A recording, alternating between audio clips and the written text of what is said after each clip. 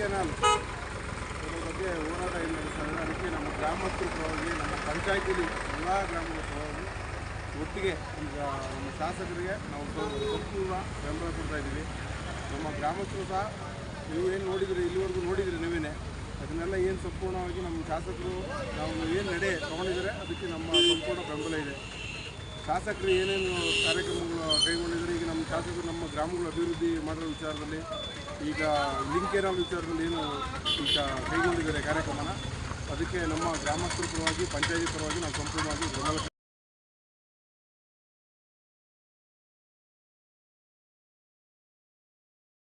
ಉಡಾಫೆ ಮಾತುಗಳನ್ನೆಲ್ಲ ಯಾರು ಈಗ ಕೈಗೊಂಡಿಲ್ಲ. ಈಗ ನೀವೇ ನೋಡ್ತಾ ಇದ್ದೀರಲ್ಲ ಗ್ರಾಮಸ್ಥರುಗಳ ಯಾವ ಥರ ಅಂತ.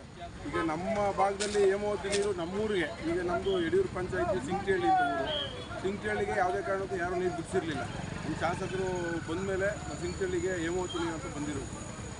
ಸಂಪೂರ್ಣವಾಗಿ ನಮ್ಮ ಪಂಚಾಯತಿ ವ್ಯಾಪ್ತಿ ಸಂಪೂರ್ಣವಾಗಿ ನಾವು ಶಾಸಕರಿಗೆ ಬೆಂಬಲವಾಗಿ ನಿಂತ್ಕೊಳ್ತೀವಿ.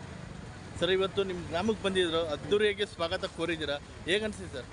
ಶಾಸಕರ ನಡೆಗೆ ನಮ್ಮದೆಲ್ಲ ಸಂಪೂರ್ಣವಾಗಿ ಬೆಂಬಲ ಇದೆ ಅಂತ ಹೇಳಿದ್ನಲ್ಲ ಸರ್. ನಿಮ್ಮ ಹೆಸರು? ಮಂಜುನಾಥ್.